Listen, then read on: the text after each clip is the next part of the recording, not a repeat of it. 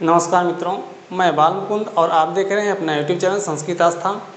एक बार फिर एक नए वीडियो में आपका स्वागत है। तो हम लोग समास पढ़ रहे हैं और ये समास का भाग 15 है। इसके पहले समास के 14 भाग बनाए जा चुके हैं, उसको आप ज़रूर देखिएगा।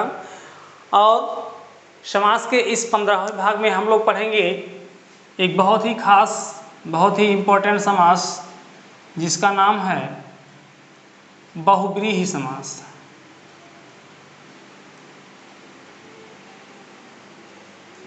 बहुव्रीहि समास का अध्ययन हम लोग करेंगे, लेकिन सबसे पहले जानेंगे ये क्या होता है, इसकी परिभाषा क्या है और कैसे किसी भी प्रश्न में किसी शब्द को देखकर हम जान लेंगे कि यहाँ बहुव्रीहि समास है अथवा नहीं है। बहुव्रीहि समास है तो बहुत आसान, इसकी परिभाषा बहुत आसान है कि जो शब्द तीसरा अर्थ देता है वो बहुव्रीहि समास होता है। लेकिन प्रश्नों में बहुव्रीहि समास के उदाहरण आते हैं तो वहाँ पर कन्फ्यूज़न ये होता है कि कुछ ऐसे स्पेशल उदाहरण हैं जिनमें बहुव्रीहि समास होने के साथ साथ और अन्य समास भी होते हैं, वहाँ पर समस्या हमको बचती है। तो इन सभी समस्याओं पर हम लोग चर्चा करेंगे और पढ़ेंगे आज बहुव्रीहि समास को। तो जानते हैं बहुव्रीहि समास क्या होता है। बहुव्रीहि समास की सबसे खास बात होती है कि ये ऐसा समस्त पद होता है, ऐसा समासिक शब्द होता है जिसका अगर अर्थ देखा जाए तो अर्थ कुछ और होता है और मतलब देखा जाए, भाव देखा जाए तो उससे कुछ और मतलब लगाया जाता है, उससे कुछ और भाव लिया जाता है। कहने का मतलब, जैसे हम आपसे कोई शब्द बोलें तो उस शब्द का अर्थ आप ना समझ करके कोई तीसरा अर्थ समझ लीजिए, ऐसा ही होता है बहुव्रीहि समास में। बहुव्रीहि समास में जो शब्द होता है, जो अपना वो अर्थ देता है, वास्तव में उसके उस अर्थ को नहीं समझा जाता है, उसका तीसरा अर्थ लगाया जाता है, उससे कुछ तात्पर्य लगाया जाता है। जैसे एक उदाहरण से हम लोग समझते हैं। सबसे पहले एक उदाहरण है आपका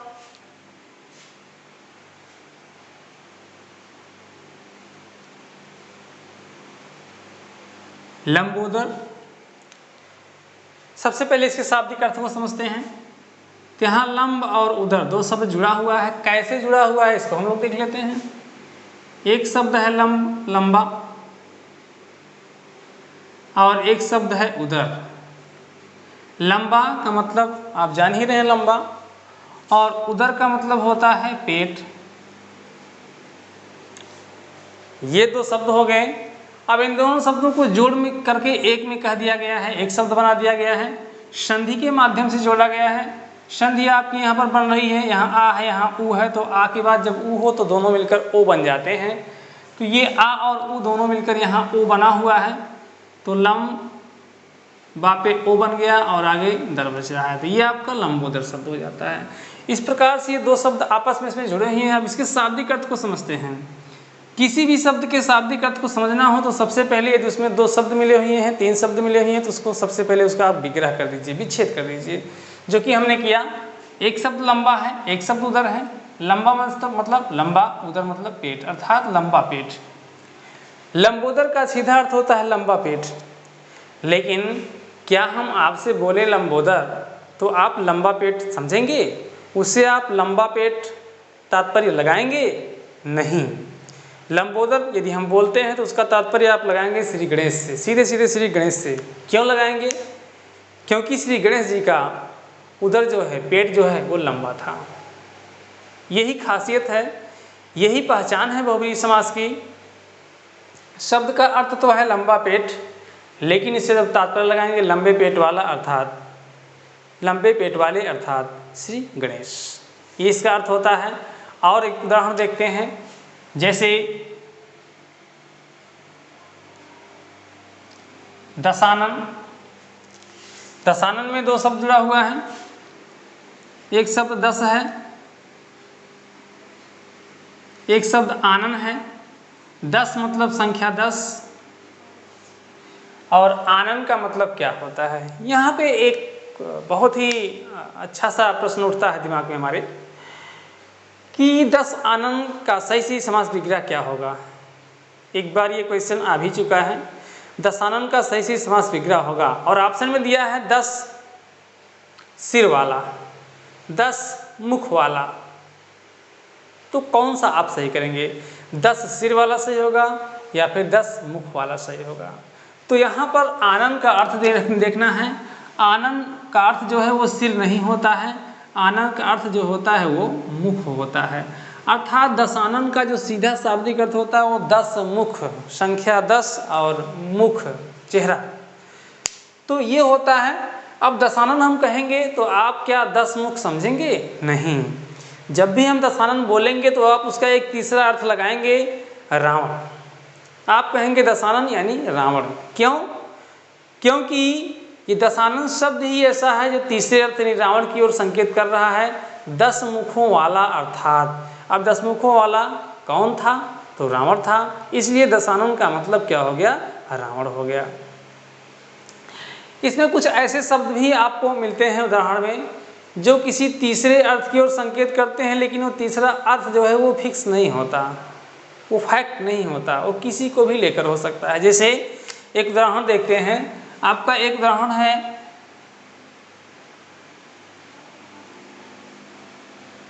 30 मारखा। इसमें एक संख्या 30 है और मारखा माने मार कर खाने वाला, यानी इसका जो अर्थ होगा वो 30 को मारकर खाने वाला, ये है। अब इसमें जो है बहुब्रीहि समास है। क्यों? क्योंकि 30 को मारकर खाने वाला, हर कोई 30 को मारकर खाने वाला नहीं होगा। 30 को मारकर खाने वाला कोई विशेष होगा, कोई होगा, वो कोई भी हो सकता है जो 30 को मारकर खाता हो, अर्थात वो तीसरे व्यक्ति को संकेत कर रहा है, तीसरा अर्थ दे रहा है, इसलिए यहाँ पर भी आपका बहुब्रीहि समास हो जाएगा। ऐसे ही आपका एक उदाहरण है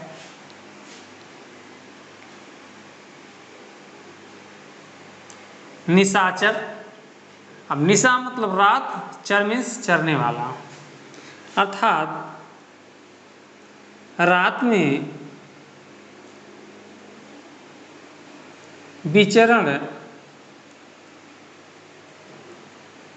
करने वाला, ये इसका अर्थ होगा। अब रात में विचरण करने वाला, निशाचर मतलब रात में विचरण करने वाला, तीसरा अर्थ दे रहा है वह जो रात में विचरण करता है, रात में टहलता है, उसमें कोई भी हो सकता है, एक फैक्ट है, तीसरा अर्थ नहीं दे रहा है। रात में विचरण करने वाला अर्थात राक्षस हो सकता है, रात में विचरण करने वाला अर्थात उल्लू हो सकता है, या कोई भी हो सकता है रात में विचरण करने वाला जो रात में विचरण करता हो। तो इस प्रकार के शब्दों में भी बहुब्रीहि समास होता है। और बने रहेगा वीडियो में लास्ट तक, क्योंकि अंतिम में हम लोग जो कन्फ्यूजन होता है, एक एक शब्द में 2-2 समास होता है, 3-3 समास होता है, उस कन्फ्यूजन को दूर करने वाले हैं। और चैनल पर यदि नए हैं तो चैनल को आप सब्सक्राइब जरूर करिएगा, साथ ही बगल में बने घंटे यानी बेल आइकन को जरूर प्रेस कर लीजिएगा। तो आइए बहुब्रीहि समास का मतलब समझने के बाद इसके कुछ उदाहरणों को देखते हैं। बहुब्रीहि समास का मतलब बस इतना ही है, ऐसा समस्त पद या फिर ऐसा समस्त शब्द जो कि अपने स्वयं के वास्तविक अर्थ को छोड़कर किसी तीसरे अर्थ की ओर संकेत करता है, किसी तीसरे अर्थ को बताता है, वही बहुब्रीहि समास होता है। तो ये हो गया इसकी परिभाषा, इसका मतलब, इसका अर्थ, इसका तात्पर्य। और अब हम लोग कुछ विशिष्ट, कुछ विशेष महत्वपूर्ण बहुब्रीहि समास के उदाहरणों को देखेंगे जो परीक्षा की दृष्टि से बहुत ही महत्वपूर्ण है, परीक्षाओं में कई बार आए हुए हैं और परीक्षाओं में आने की संभावना भी है। तो बहुत ध्यान से देखिएगा, वीडियो को लास्ट तक देखिएगा, जिसमें आपको मिलने वाले हैं कुछ बहुत ही महत्वपूर्ण उदाहरण। तो आइए देखते हैं बहुब्रीहि समास के कुछ महत्वपूर्ण उदाहरणों को। इसमें एक बहुत ही इम्पोर्टेंट उदाहरण है, वो उदाहरण है आपका अजानुबाहु। अजानुबाहु में कौन सा समास है? तो अजानुबाहु में बहुब्रीहि समास है। कैसे है आइए देखते हैं।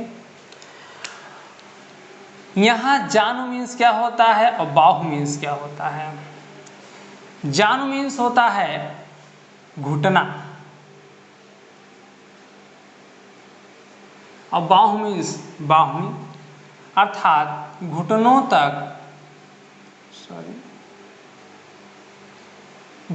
तक बाहुएं हैं जिसकी वाह। अब पहली बात तो इसमें जिसकी भी बाहुएं घुटने तक हो वो प्रत्येक व्यक्ति आ जाएगा, लेकिन किसी की बाहुएं घुटने तक नहीं हैं। एक देव थे, एक देवता हैं, उनकी बाहुएं घुटने तक हैं और वो है भगवान विष्णु, इसलिए विष्णु का पर्यायवाची है अजानुबाहु। तो इस यहाँ आ जाएगा घुटनों तक बाहुएं हैं जिसकी वह, अर्थात श्री विष्णु, ये अर्थ देता है। अच्छा, यहाँ पर एक बात और हम आपको बताना चाहेंगे, कभी भी यदि किसी देवी, किसी देवता या फिर किसी भी ऐसे प्रमुख शब्द का पर्यायवाची शब्द आ जाता है तो पर्यायवाची शब्द आपका बहुब्रीहि समास ही होगा, क्योंकि पर्यायवाची होगा तो उसी शब्द का वो पर्याय देगा, इसलिए उसमें बहुब्रीहि समास ही होगा। तो चलिए और देखते हैं कुछ प्रमुख उदाहरणों को जो कि बहुब्रीहि समास के अंतर्गत आते हैं। देखते हैं आशुतोष,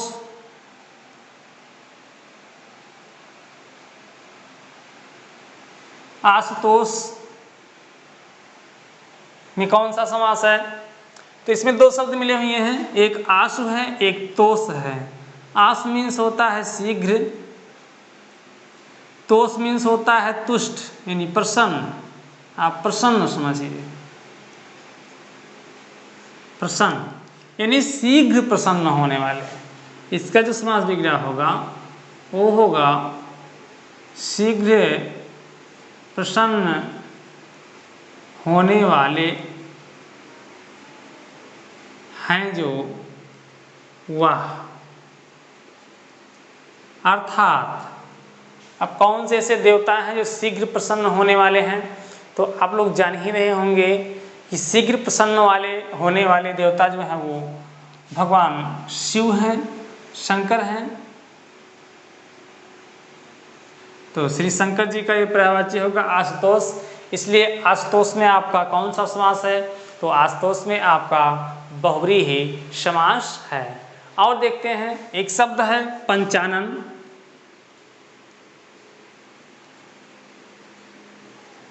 पंचानन में कौन सा समास है? जब इसकी बात आती है तो यहाँ पंच यानी 5 संख्या है, आनन यानी आननमुख है। एक बार उदाहरण में 10 मुख आया था, 10 आनन आया था, वहाँ रावण के लिए था, बहुब्रीहि समास था। अब की बार पंचानन आया है, 5 मुख आया है, तब भी आपका बहुब्रीहि समास होगा, लेकिन यहाँ देखना है कि 5 मुखों वाले कौन हैं। तो पंचानन का जो समास विग्रह होगा 5 मुखों वाले हैं जो वह। अब देखना है कौन से देवता, कौन से देव 5 मुख वाले हैं। तो जब बात करते हैं कि कौन सी देवी, कौन से देवता 5 मुख वाले हैं, तो वो देव हैं, वो देवता हैं आपके भगवान शिव। शिव का एक पंचमुखी रूप भी है, तो ये भी आपका भगवान शंकर का पर्यायवाची है पंचानन। बात करते हैं कुछ और महत्वपूर्ण उदाहरणों की, तो उसमें है आपका एक शब्द यदि आ जाता है तो हो सकता है आप कंफ्यूज हो जाएं, वो शब्द है पतझड़। पतझड़ में कौन सा समास है? तो पतझड़ शब्द में भी आपका बहुब्रीहि समास ही होगा। क्यों होगा, कैसे होगा, आइए देखते हैं। पतझड़ का जो समास विग्रह होगा तो वह ऋतु जिसमें पत्ते झड़ते हैं या गिरते हैं। अब वह ऋतु जिसमें पत्ते झड़ते हैं, पत्ते गिरते हैं, तो वह ऋतु कौन सी है? वह है बसंत। बसंत ऋतु का पर्यायवाची है पतझड़। बसंत को ही पतझड़ कहा जाता है। तो पतझड़ माने पत्तों का झड़ना होता है, लेकिन तीसरा तो बसंत का दे रहा है, इसलिए इसमें भी आपका बहुब्रीहि समास हो जाएगा। और उदाहरण देखते हैं तो एक उदाहरण आपका है बहुत ही आसान सा, चक्रधर। चक्र का मतलब आप चक्र समझ ही रहे हैं, और धर का मतलब धारण करना। तो चक्र को धारण करने वाले। अब चक्र को जो भी देवता धारण करते हैं वही आपके चक्रधर का पर्यायवाची उनका हो जाएगा और बहुब्रीहि समास हो जाएगा। तो फिलहाल यहाँ पर हम रखते हैं कृष्ण जी को। श्री कृष्ण जी चक्र को धारण करने वाले हैं। इसी प्रकार एक शब्द और है आपका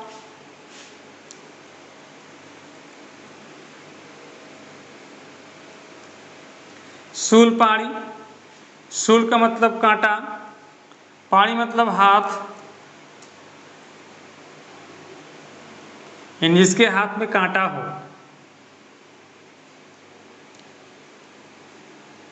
जिसके हाथ में कांटा यानी शूल है वह, अर्थात किसके हाथ में शूल है तो त्रिशूल है, 3 कांटों वाला है, वो है श्री शंकर जी। तो इसलिए त्रिशूल में भी या शूलपाणी में भी आपका बहुब्रीहि समास हो जाएगा। और देखते हैं तो एक शब्द आपका बहुत ही स्पेशल है, वो है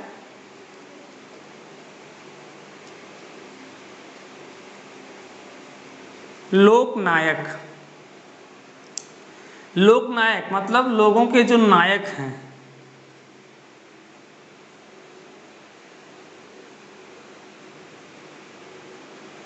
नायक हैं वाह। यहाँ लोकनायक एक ऐसे आपके हिंदी से संबंध रखने वाले व्यक्ति हैं, व्यक्तित्व हैं, जिनको लोकनायक का दर्जा दिया गया है, लोकनायक उनका उपनाम दिया गया है, शायद आपकी जुबान पर आ गया होगा उनका नाम। वो हैं श्री जयप्रकाश नारायण। तो जयप्रकाश नारायण का पर्यायवाची है लोकनायक, इसलिए लोकनायक में भी आपका कौन सा समास होगा तो बहुब्रीहि समास हो जाएगा। आइए एक ऐसे शब्द पर चर्चा करते हैं जहां पर 2 समास है जिसमें, तो उसमें एक शब्द आपका आता है पीतांबर। इसका अर्थ होगा पीला अंबर, पीला कपड़ा। तो जब रंग की बात आती है, हमने कर्मधारय समास में आपको पढ़ाया है, कहीं भी विशेषण मिल जाए रंग के रूप में, कोई भी रंग हो, काला पीला नीला, और किसी शब्द की विशेषता बताए तो यहाँ कपड़े की विशेषता बताया जा रहा है, पीला रंग है वो, तो यहाँ कर्मधारय समास होगा। लेकिन यदि ऑप्शन में इस शब्द के लिए कर्मधारय भी हो बहुब्रीहि भी हो तो वहाँ आप बहुब्रीहि को ही प्रधानता देंगे। जब भी किसी शब्द का, किसी व्यक्ति का, किसी देवी का, किसी देवता का पर्यायवाची शब्द हो तो उसमें कोई भी समास हो, अगर ऑप्शन में बहुब्रीहि है तो बहुब्रीहि को ही आप सही करोगे, क्योंकि ऑप्शन को देखा जाता है कि सबसे नज़दीक किसके है। सबसे नज़दीक बहुब्रीहि समास के होता है क्योंकि सीधा सीधा पर्यायवाची होता है, तो बहुब्रीहि समास ही लगाएंगे आप। यहाँ पीला अंबर, पीला कपड़ा रंग होने के नाते कर्मधारय तो है, लेकिन पीतांबर जो है वो श्री कृष्ण जी का पर्यायवाची है, पीले वस्त्र धारण करने वाले, पीले वस्त्र वाले अर्थात श्री कृष्ण जी, इसलिए इसमें भी बहुब्रीहि होगा कर्मधारय होने के साथ साथ। तो पीला, पीला है अंबर जिसका, वाह जिसके, वाह तो कौन है श्री कृष्ण। श्री कृष्ण का पर्यायवाची पीतांबर, इसलिए आपका हो रहा है यहाँ पर कौन सा समास तो हो रहा है आपका बहुब्रीहि समास। बात करते हैं अपने राष्ट्रीय ध्वज की, तिरंगा की। तिरंगा में कौन सा समास है, तिरंगा में कौन सा समास है तो 3 रंगों का समूह है, द्विगु समास है। लेकिन यहाँ पर एक बात आपको बहुत ध्यान से देखना है, तिरंगा इसका जो समास विग्रह होगा 3 रंगों वाला,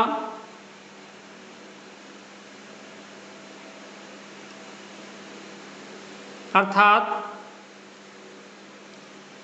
तिरंगा किसको कहा जाता है? तो आपका राष्ट्र ध्वज। राष्ट्र ध्वज का पर्यायवाची है तिरंगा, इसलिए यहाँ पर आपका बहुब्रीहि समास हो जाएगा द्विगु समास होने के साथ साथ। अब बात आती है अगर तिरंगा में पूछ लिया जाए कि तिरंगा में कौन सा समास है, ऑप्शन में द्विगु समास भी हो, ऑप्शन में बहुब्रीहि समास भी हो, तो आप बहुब्रीहि को सही कर लेंगे। क्यों? क्योंकि यहाँ पर्याय बन रहा है, तीसरा अर्थ दे रहा है। अगर बहुब्रीहि नहीं है तो आप द्विगु को सही कर सकते हैं।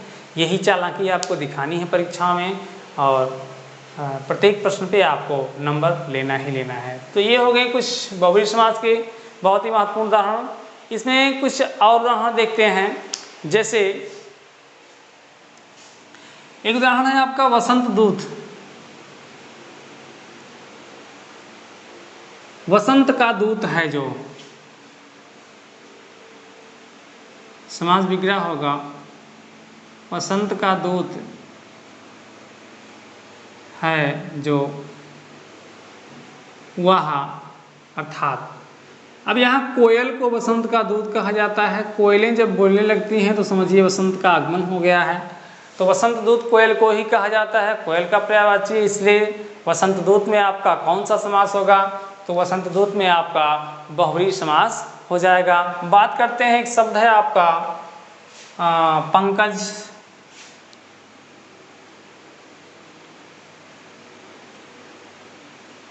पंकज, मान लीजिए पंकज पूछ लिया जाए कौन सा समास है, तो सबसे पहले इसके शाब्दिक अर्थ को समझते हैं। यहाँ एक शब्द है पंक, एक शब्द है जा। तो पंक का अर्थ होता है कीचड़, जा का अर्थ होता है जन्म लेना, अर्थात कीचड़ में जन्म लेने वाला, कीचड़ में जन्म लेने वाला। तो कीचड़ में जन्म लेने वाला, अब कीचड़ में ही कमल आपका खिलता है, अर्थात तब इसका अर्थ हो जाएगा कमल, कीचड़ में खिलने वाला अर्थात कमल। यहाँ पंकज जो है कमल का पर्यायवाची है, इसलिए पंकज में आपका ऑलरेडी बहुब्रीहि समास होगा ही होगा। अर्थ भी तीसरा दे रहा है, क्योंकि इसका अर्थ होता है कीचड़ में जन्म लेने वाला, लेकिन अर्थ दे रहा है कमल का। तीसरा अर्थ देने के नाते ही पंकज में भी आपका बहुब्रीहि समास है। एक शब्द और देखते हैं, आपका है सचिपति।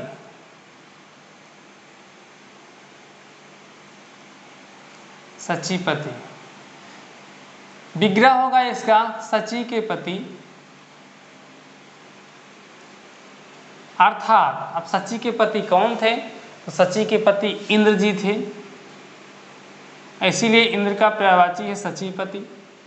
और पर्यायवाची होने के नाते ही, तीसरा अर्थ देने के नाते ही इसमें जो समास होगा वो आपका हो जाएगा बहुब्रीहि समास। तो मित्रों, उदाहरण तो बहुत से हैं, लेकिन हमको केवल समझना है, जानना है एक बार ध्यान से कि बहुब्रीहि समास होता क्या है। यदि उसके बेस को हमने जान लिया, उसके आधार को हमने जान लिया, तो उदाहरण असंख्य हैं, बहुत उदाहरण हैं। उदाहरण कोई भी आएगा हम देखकर पहचान लेंगे कि इसमें कौन सा समास है। समास पहचानने की सबसे आसान जो विधि है वो विधि है, सबसे पहले आप समास का समास विग्रह कर लीजिए, उसका पूर्व रूप ला दीजिए और बिखरे हुए शब्दों के अर्थों को देखिए, उसके तात्पर्य को देखिए और देखकर तब जानिए कि इसमें कौन सा समास है। समास की परिभाषा आपको याद ही होगी, आपने समास के प्रत्येक प्रकार को, 6 प्रकार को, साथ ही साथ न्याय समास को भी आपने पढ़ा, प्रत्येक समास की परिभाषा को जाना। जैसे तत्पुरुष समास क्या होता है? तो तत्पुरुष समास जहाँ कारक की विभक्ति मिले, लुप्त हुई हो, समास पद का समास विग्रह करने पर वो विभक्ति दिखाई पड़ जाए, वहाँ तत्पुरुष समास होता है। कर्मधारय समास कहाँ होता है? विशेष विशेषण होता है, उपमेय उपमान होता है, जहाँ वहाँ कर्मधारय समास होता है। द्विगु समास कहाँ होता है? जहाँ संख्या होता है, संख्यावाची शब्द हो जिसका पूर्व पद या फिर उत्तर पद, वहाँ आपका द्विगु समास होता है। अव्ययीभाव समास कहाँ होता है? तो अव्ययीभाव समास जो है आपका जिस पद के शुरुआत में पूर्व पद अव्यय हो, वहाँ अव्ययीभाव समास होता है। साथ ही साथ द्वंद्व समास कहाँ होता है? जब समास पद के बीच में और या अथवा आदि इत्यादि शब्द छुपे हुए हों, जो कि समास विग्रह करने पर दिखलाई पड़ जाए, वहाँ आपका द्वंद्व समास होता है। बहुब्रीहि समास कहाँ होता है? तो बहुब्रीहि समास जब कोई ऐसा समस्त पद हो जो तीसरे अर्थ की ओर संकेत करे अपने शाब्दिक अर्थ को छोड़कर, वहाँ आपका बहुब्रीहि समास होता है। तो ये छाप समास के प्रकार आपने पढ़ा। अगले वीडियो में हम कुछ समाज से संबंधित कुछ और महत्वपूर्ण बातें जानेंगे। इस वीडियो में हमने पढ़ा बहुब्रीहि समास को। बहुब्रीहि समास से कोई समस्या आपको आती है, कोई प्रश्न आपके मन में उठता है तो कमेंट जरूर करिएगा। आपके कमेंट का जवाब हम संडे को जरूर देंगे। तो इसी के साथ मैं बालमुकुंद विदा लेता हूँ, और उससे पहले एक बार और आपको बताना चाहूँगा, यदि आपने चैनल को सब्सक्राइब नहीं किया है तो हमारा उत्साह बढ़ाने के लिए चैनल को सब्सक्राइब जरूर करिएगा, ताकि हम आपके लिए और अच्छा करने की कोशिश करते रहें। तो इसी बात पर आपसे विदा लेते हैं। इस वीडियो में बस इतना ही। मिलते हैं अगले वीडियो में, तब तक के लिए धन्यवाद।